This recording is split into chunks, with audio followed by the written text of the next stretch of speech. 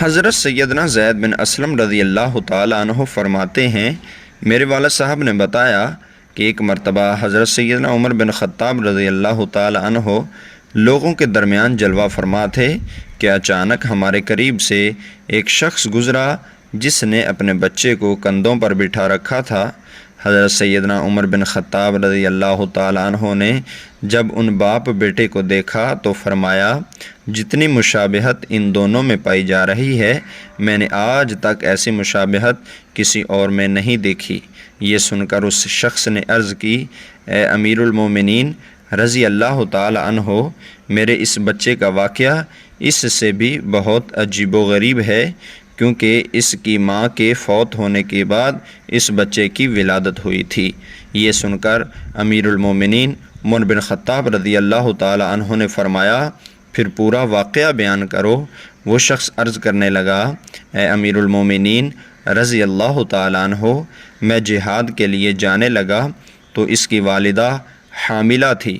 میں نے جاتے وقت دعا کی، اے اللہ عز و جل، میری زوجہ کے پیٹ میں جو حمل ہے میں اسے تیرے حوالے کرتا ہوں، تو ہی اس کی حفاظت فرمانا۔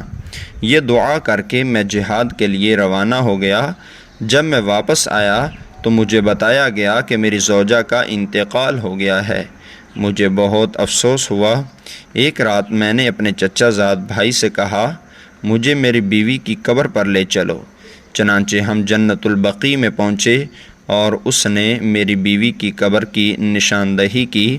جب ہم وہاں پہنچے تو دیکھا کہ قبر سے روشنی کی کرنیں باہر آ رہی ہیں۔ میں نے اپنے چچا زاد بھائی سے کہا، یہ روشنی کیسی ہے؟ اس نے جواب دیا، اس قبر سے ہر رات اسی طرح روشنی ظاہر ہوتی ہے، نہ جانے اس میں کیا راز ہے۔ جب میں نے یہ سنا تو ارادہ کیا، میں ضرور اس قبر کو کھود کر دیکھوں گا۔ چنانچہ میں نے پھاوڑا منگوایا۔ ابھی قبر کھودنے کا ارادہ ہی تھا کہ قبر خود بخود کھل گئی۔ جب میں نے اس میں جھانکا تو اللہ عز و جل کی قدرت کا کرشمہ نظر آیا کہ میرا بچہ اپنی ماں کی گود میں بیٹھا کھیل رہا تھا۔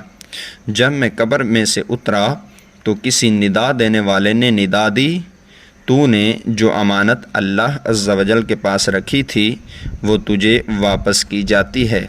جا اپنے بچے کو لے جا۔ اگر تو اس کی ماں کو بھی اللہ کے سپرد کر کے جاتا تو اسے بھی صحیح سلامت پاتا۔ پس میں نے اپنے بچے کو اٹھایا اور قبر سے باہر نکالا۔ جیسے ہی میں قبر سے باہر نکلا، قبر پہلے کی طرح دوبارہ بند ہو گئی۔ صحابی رسول صلی اللہ تعالیٰ علیہ وسلم و رضی اللہ تعالیٰ عنہ نے اپنا بیٹا اللہ عز و جل کے سپرد کیا تھا تو اللہ عز و جل نے اسے قبر میں بھی زندہ رکھا۔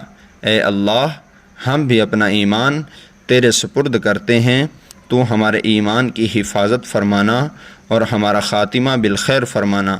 مسلمان ہے عطار تیری عطا سے، ہو ایمان پہ خاتمہ یا الہی عز و جل۔ اگر یہ ویڈیو اچھی لگی تو اس کو ثواب کی نیت سے اور لوگوں میں بھی شیئر کر دیجئے۔ چینل کو سبسکرائب نہیں کیا تو چینل کو سبسکرائب کر کے گھنٹی کے نشان کو دبا کر نوٹیفیکیشن ضرور آن کر۔ دوستو، اس ویڈیو کو مزید آگے شیئر کر دیں تاکہ زیادہ سے زیادہ لوگ اس ویڈیو کو دیکھ کر اللہ تعالیٰ پر بھروسہ کرنے والے بن جائیں۔ مجھے دیجیے اجازت۔ السلام علیکم ورحمۃ اللہ وبرکاتہ۔